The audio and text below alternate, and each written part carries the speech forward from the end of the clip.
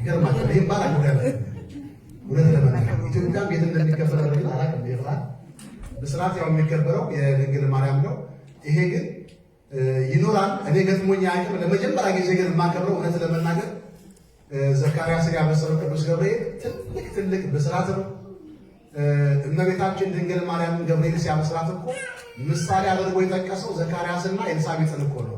መጀመሪያ ያበሰረው ዘካርያስን አብስሮ ኤልሳቤጥ ጸንሳለች።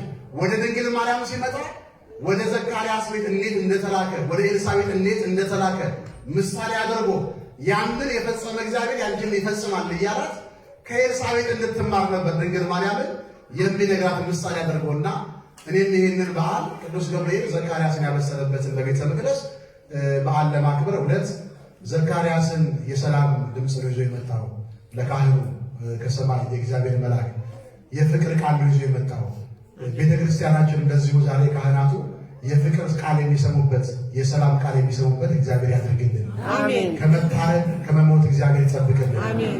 የቤተ ክርስቲያን አምላክ ቤተ ክርስቲያናችን ይጠብቅልን። አሜን። ቤተ ክርስቲያን ብትፈርስም 2-3 ወራት ትበዛለች፣ ትሰራለች። የሚደንቀው ነገር እግዚአብሔር ባወቀ ጅጅጋ ላይ የኪዳነ ምሕረት ቤተ ክርስቲያን ብትቃጠል መጀመሪያ ቤተ ክርስቲያኗ እንደው አነስ ያለች ነበረች።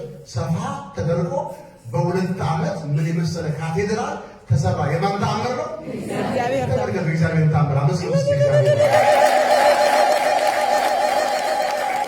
ሞኞች ናቸው።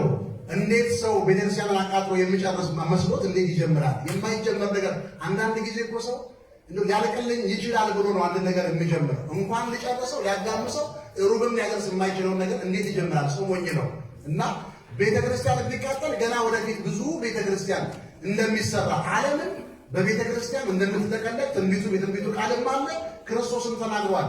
የዮሐንስ ወንጌል ምዕራፍ 4 ላይ ለሳምራዊቷ ሴት የነገራት በኢየሩሳሌም ብቻ አይደለም ያላት። ለአብ ሰዎች የሚሰግዱበት፣ አብን የሚያመሰግኑበት፣ ሥላሴ የሚያመሰግኑበት ኢየሩሳሌም ብቻ አይደለም በመላው ዓለም ነው ብሎ ለሳምራዊቷ ሴት እኮ ነግሯታል። ይህን ያላስተዋሉ ሰዎች ቤተ ክርስቲያንን ለማፍረስ ለማቃጠል እንደገና ምንም የቤተ ክርስቲያን እውቀት የሌላቸው ውዳሴ ማርያም እንኳን የማይችሉ አዲስ ቤተ ክርስቲያን እናቋቁማለን ብለው በጣም ይደንቃል። ኢትዮጵያ ላይ እኮ ቁማር ጫወታ ነው። ሰው ቢዝነስ መስራት ሲፈልግ የሆነ ገንዘብ ማግኘት ሲፈልግ ምን ላድርግ? ቤተ ክርስቲያን ክፍት ናት። ክፍት መሆኑ አለ መታየት ያለበት እኮ። ክፍት ብትሆን ቤተ ክርስቲያን ውስጡ ያሉ እነማን ናቸው? መድኃኒዓለም አለ፣ ቅዱሳን መላእክት አሉ። እንዴት አልፎ ይገባል? ሄሮድስ እንኳን ክርስቶስ ሲወለድ ቤተልሔምን ላቃጥል ብሎ ከሰይጣን ጋር ተማክሮ ሰይጣንን ሲልከው ሰይጣን እኮ እሳት ይዞ ወደ ቤተልሔም ሄዶ ነበረ ክርስቶስን ለማቃጠል በእሳት። ቤተልሔም አጥር ቅጥሩ ጋር ሲደርስ ግን ዙሪያውን በእሳት ታጠረበት። እሱ ከያዘው እሳት የቤተልሔም እሳት ቢበረታበት ተመልሶ ሄደና ሄሮድስን አልችልም አለው። እግዚአብሔር የተመሰገነ ይሁን። አይችሉም የማይቻል ነገር መጀመር ሞኝነት ነው። የማይቻል የማይሆን ነገር ሰው በሃይማኖት እዛው ምንፍቅናውን እንደያዘ እዛው መቀመጥ እንጂ ምንፍቅናውን ለማበርታት ቤተክርስቲያን ለማቃጠል ይሄ ተገቢ አይደለም። እግዚአብሔር ልብ ይስጣቸው፣ አሜን። አይምሮ ይስጣቸው እግዚአብሔር። አሜን።